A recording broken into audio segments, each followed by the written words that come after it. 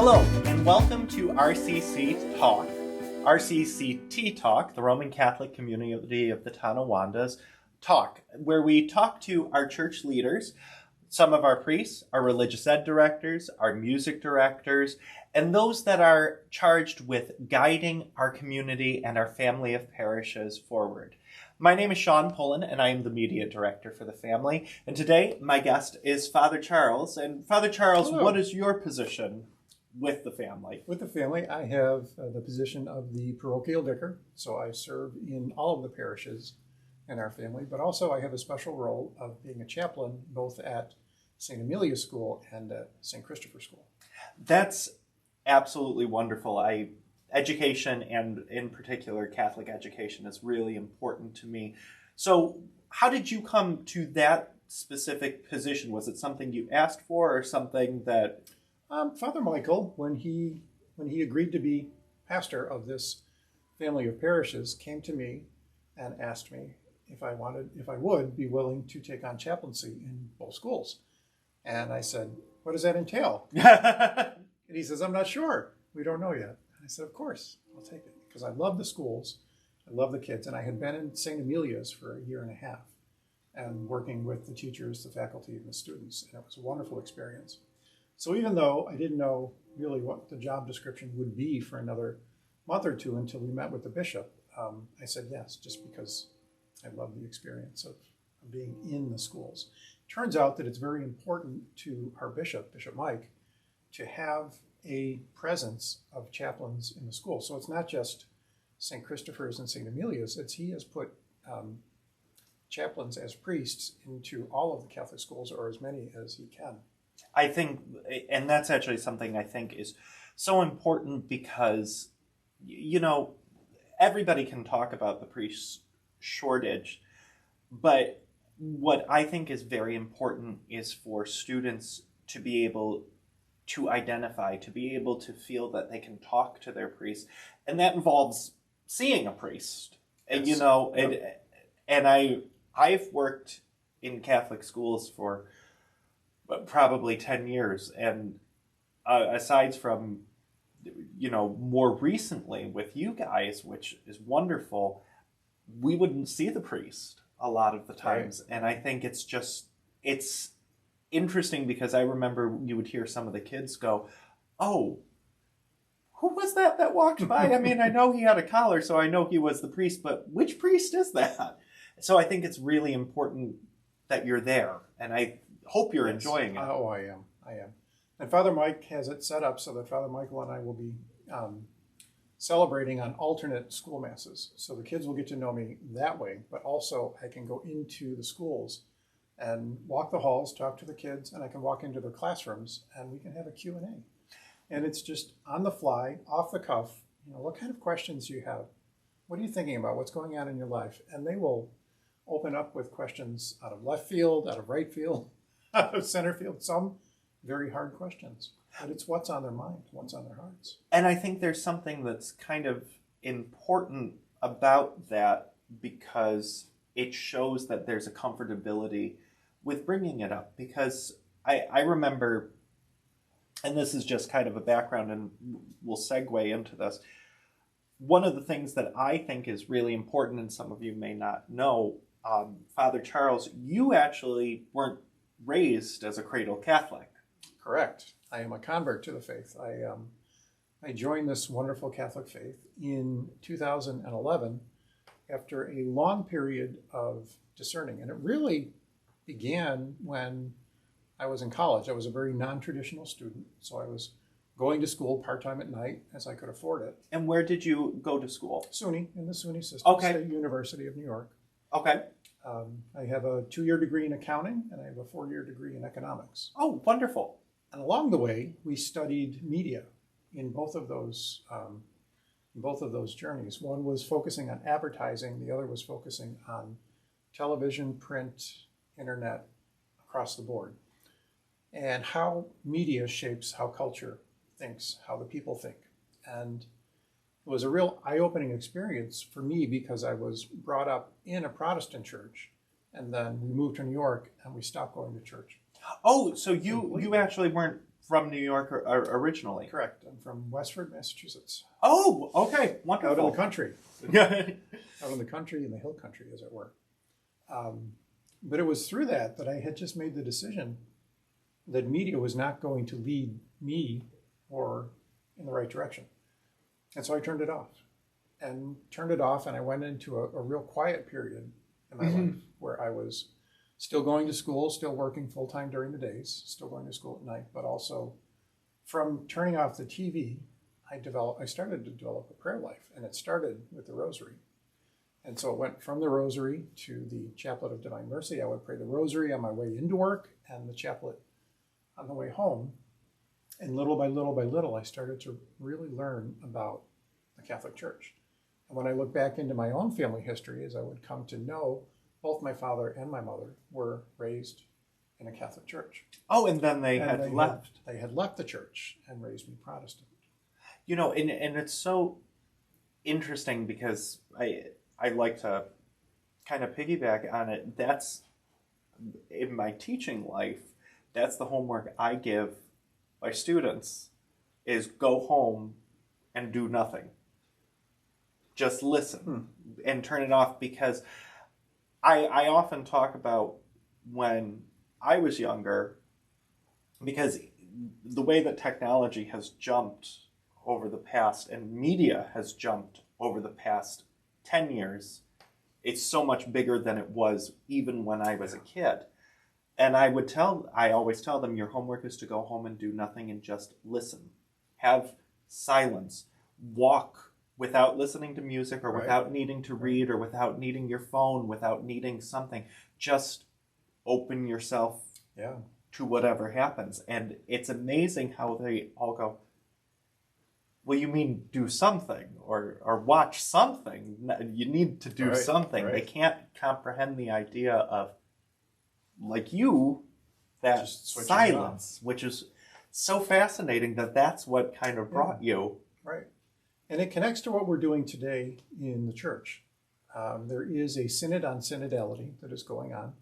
It is I think it's the third synod that I have actually witnessed from the very beginning of the process, which takes years to collect all of this information across the world and then bring it to a conversation in the Vatican. Mm-hmm. And one of the cardinals, the Secretary General, sent a letter out to bishops, and he publicized it. And he talks about the 4 pillars of prayer. And this falls right into the Synod on Synodality. The first pillar of prayer is listening. It's listening in silence.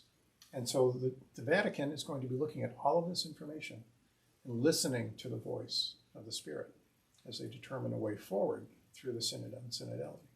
I think it's so interesting, too, because there's so much of a perspective that you bring from, you had a career kind of before you came to the priesthood.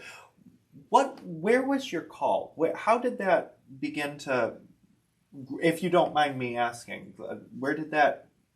was it just in that silence that it kept growing, that there was a need? It kept growing, that there was something more fulfilling in my life than what I was doing, that there was a different way forward. And I didn't know what that was. I didn't know that there was a call to the priesthood. I knew there was a direction that I was going in. Mm-hmm. And I was praying one night, and I was praying outside of the back of Top's parking lot, which overlooks the front of St. Stephen's. And I prayed to the cross way up on the top of the church. I said, God, are you leading me here? And it was remarkable. The next day in my mailbox, I got 3 books: Catholicism for Dummies, the Bible and its Origins, and the Gift of the Eucharist. And that was God's answer to me. The next day, like, he knew I was going to ask it, and he already had the books in the mail. And he said, Charles, I put a brain in your head. Here's some books. Figure it out. And that was my call to really start to look at the church, look at the Catholic Church. So I joined RCIA, and I became Catholic. I was received into the church, baptized, and received the sacraments of initiation. 2012 at the Easter Vigil. And it was just an amazing moment of grace, being part of that, and then joining this family. And I really thought that was the end of it. I really, I began to slowly get involved in ministry in the church, and I was being fulfilled in ways I had never experienced before. And this whole period was it at St. Stephen's? It was at St. Stephen's. Okay, so on the island. Mostly. We did a Life in the Spirit series at St. Jude's. So kind of reconnecting me with St. Jude's, which is my home parish in the family. That's really wonderful. My first steps into Catholicism were not only at St. Stephen's, getting involved in ministry, but also in kind of stretching myself through the life in the Spirit. Just that discernment of where is the Spirit calling you to go. And it's really, really interesting because so often I think that's the message that we aren't able to always hear, because as I was growing up, and I was the opposite. I was a cradle Catholic. I grew up at St. Tim's, and I had considered the priesthood at one point, but I think for me, the call was for music, and I resisted it. I will never forget, because some of you actually may know this man, but it was Deacon Gordon Steinigal, who served at St. Tim's, and then towards the end of his life, he served at Good Shepherd in Pendleton. And he gave me my first books, my first church music books, and he said, "You will do this one day." And I think I was probably 14 years old, and I was like, oh gosh, never. It will never, never, never, ever happen. And in a very interesting "don't call us, we'll call you," I couldn't get hired anywhere when I was in high school. They always say, "Oh, get a job at Tufts." No, it wasn't that easy. And I had put an ad out because I said, well, I can play piano well enough and I can play the harp well enough. I'll just do weddings or events. And I got a call from a Protestant church who said, their organist of 50 years had retired. Would I be willing to try and learn organ because no one else wants it? And you have that moment and your mind goes back 3 years prior. That was when I was 17. And I'm like, Deacon Gordon said this was going to happen. And for a long time, I had a hard time trying to, play at a Protestant church and maintain my Catholic side.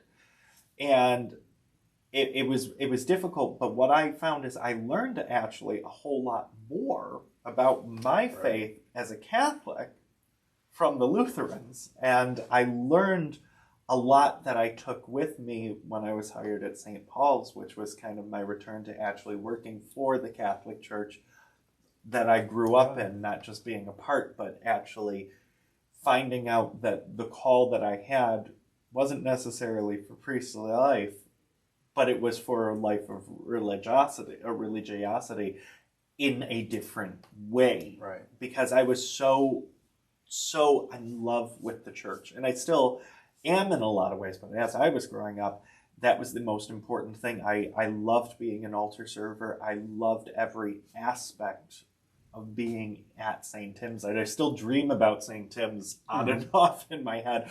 I'll close my eyes, and that's what I think of when I think of church. It goes back to my childhood in that church. Yeah. And it's beautiful to see how God works throughout the world, using different people to bring about His ends in our lives. Mm-hmm.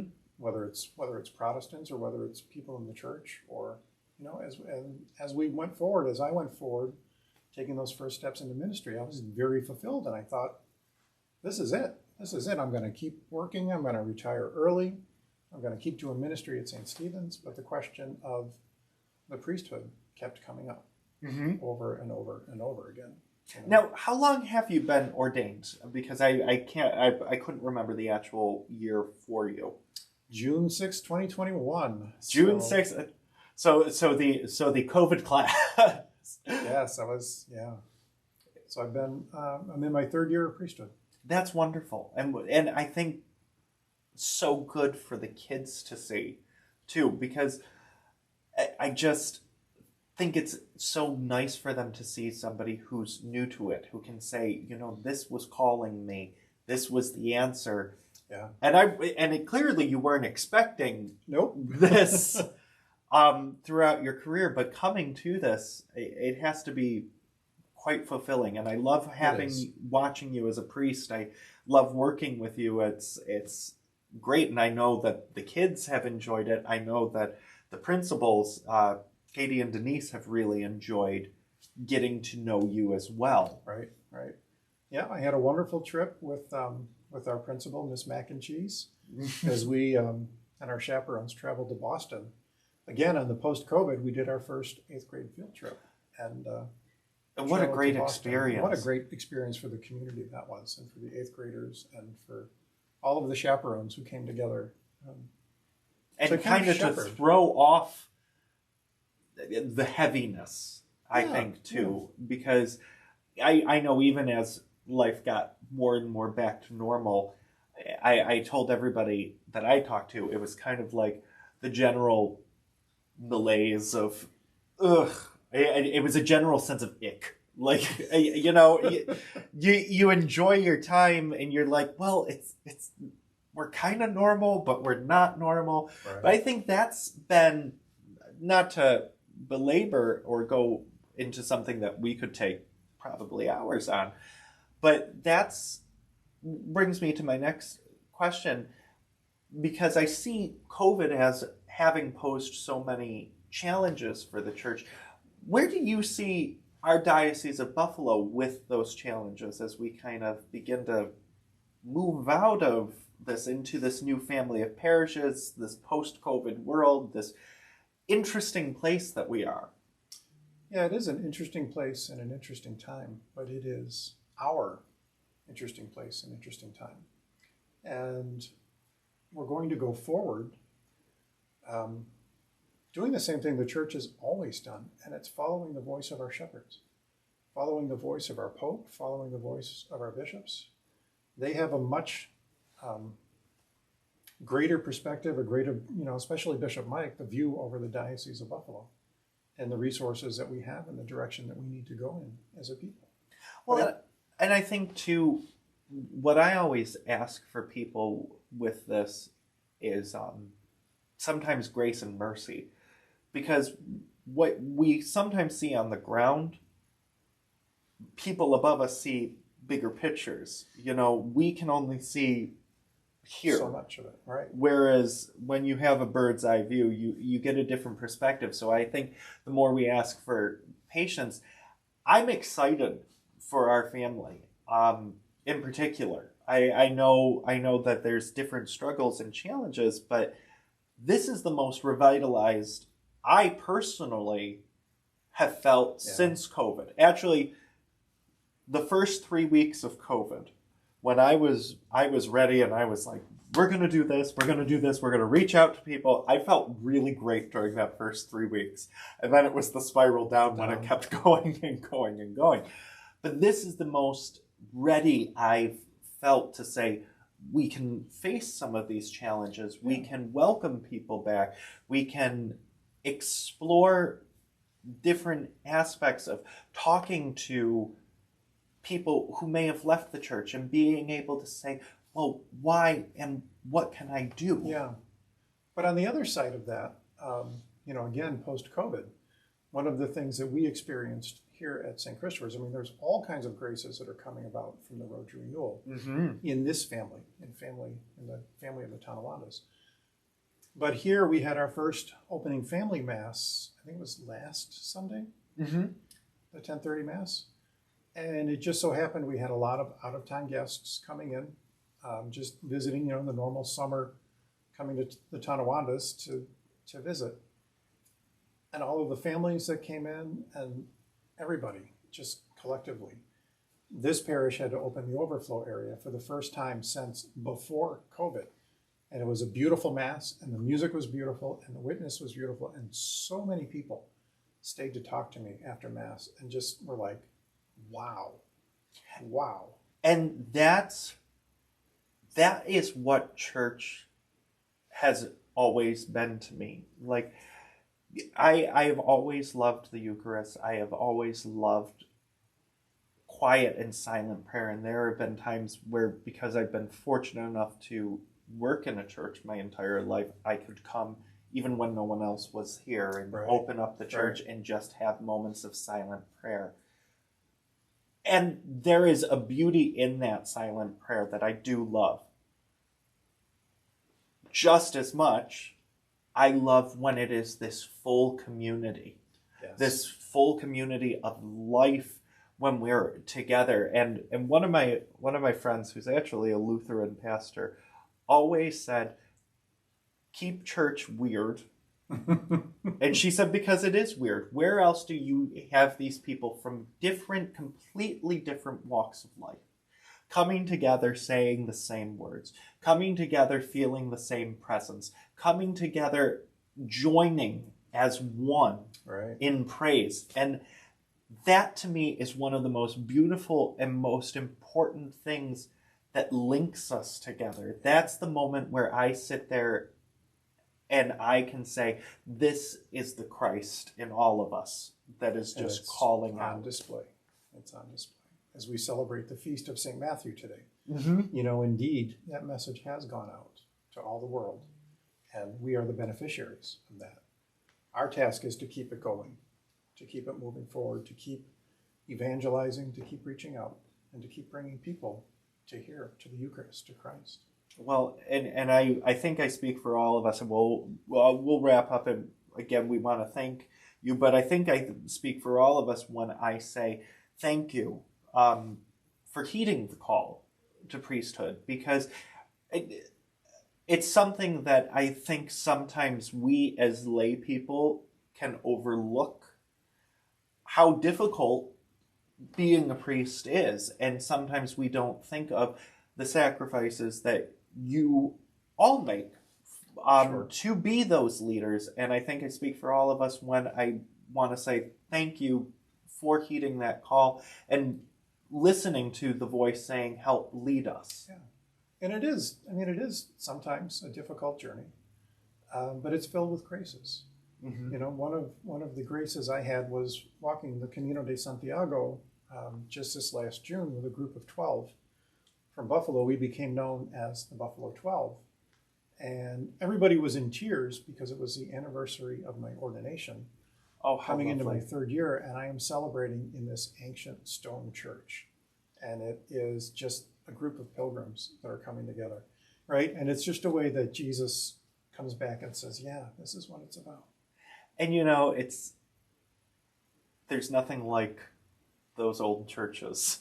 No. And we have some beautiful churches that I do love, but take one of the old European churches, and it's just a stunning, there's such a difference. And it was a powerful experience of the sacrifice of the Mass.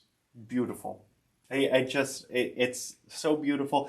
And we want to thank you for joining in with us, for listening as we get to know Father Charles. And please, when you see him around at Masses, stop in and say hi.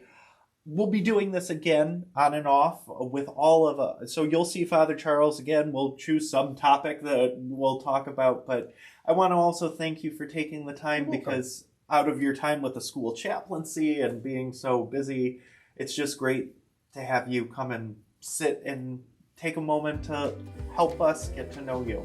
It's a pleasure. Thank you. Thank you so much.